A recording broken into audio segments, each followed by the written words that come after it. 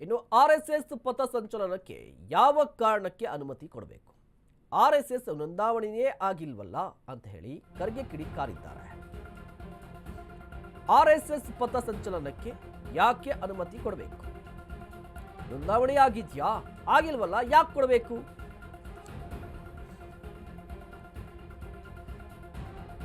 ಕೆಲವರು ಒಪ್ಪಿದ್ರೆ ದೇಶವೇ ಒಪ್ಪಿದೆ ಅನ್ನೋದು ಭ್ರಮೆ.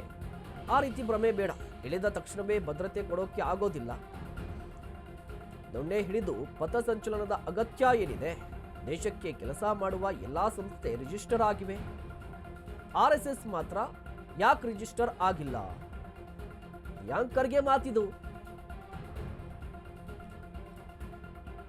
ಆರ್ಎಸ್ಎಸ್ ಪಥಸಂಚಲನ ಜಟಾಪಟಿ ಜೋರಾಗಿ ನಡೀತಾ ಇದೆ.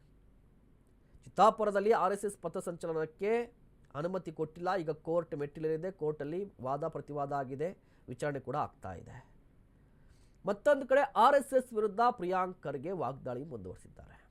ಯಾಕೆ ಕೊಡಬೇಕು ಪಥಸಂಚಲನಕ್ಕೆ ಅವಕಾಶ? ನೋಂದಾವಣೆ ಆಗಿದ್ಯಾ? ಆಗಿಲ್ವಲ್ಲ. ಯಾರೋ ಒಂದಿಷ್ಟು ಮಂದಿ ಆರ್ಎಸ್ಎಸ್ ಅನ್ನ ಒಪ್ಪಿದ್ದಾರೆ ಅನ್ನೋ ಮಾತ್ರಕ್ಕೆ ಇಡೀ ದೇಶ ಒಪ್ಪಿದೆ ಅನ್ನೋದು ಸುಳ್ಳು.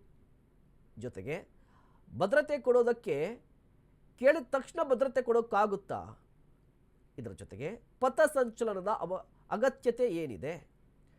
ದೇಶಕ್ಕೆ ಸೇವೆ ಮಾಡುವಂಥ ಎಲ್ಲ ಸಂಸ್ಥೆಗಳು ಕೂಡ ರಿಜಿಸ್ಟರ್ ಆಗಿವೆ. ಆದರೆ ಆರ್ಎಸ್ಎಸ್ ಮಾತ್ರ ಯಾಕಾಗಿಲ್ಲ ಅಂತ ಪ್ರಶ್ನೆ ಕೇಳಿದ್ದಾರೆ.